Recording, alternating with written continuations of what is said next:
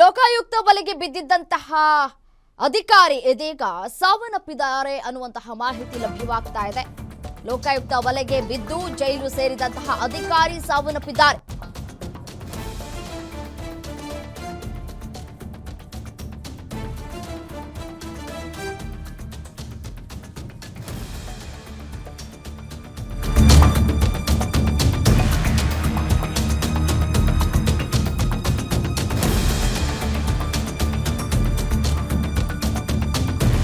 ಹೊಸದುರ್ಗ ಪುರಸಭೆ ಮುಖ್ಯಾಧಿಕಾರಿ ತಿಮ್ಮರಾಜು ಸಾವನ್ನಪ್ಪಿದ್ದಾರೆ.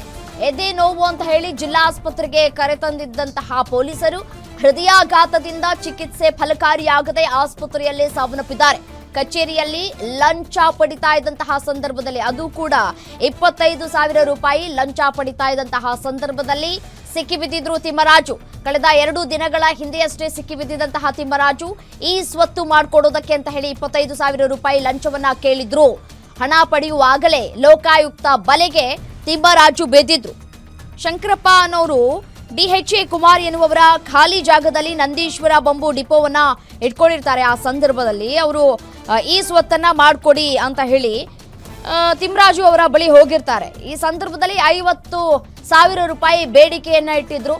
50,000 ರೂಪಾಯಿ ಕೊಡೋದಕ್ಕಾಗೋದಿಲ್ಲ ಅಂತ ಹೇಳಿ ನಿರಾಕರಿಸಿರ್ತಾರೆ. ಆದರೆ 25,000 ರೂಪಾಯಿ ಕೊಡಿ ಅಂತ ಹೇಳಿ ಕೇಳ್ಕೊಂಡಿರ್ತಾರೆ. ಈಗ ಹಣ ಕೊಡುವಂತಹ ಸಂದರ್ಭದಲ್ಲಿ ಲೋಕಾಯುಕ್ತ ಬಲೆಗೆ ಬಿದ್ದಿದ್ರು. ಆದರೆ ವಿಚಾರಣೆಯನ್ನ ಕೂಡ ಎದುರಿಸ್ತಾ ಇದ್ರು.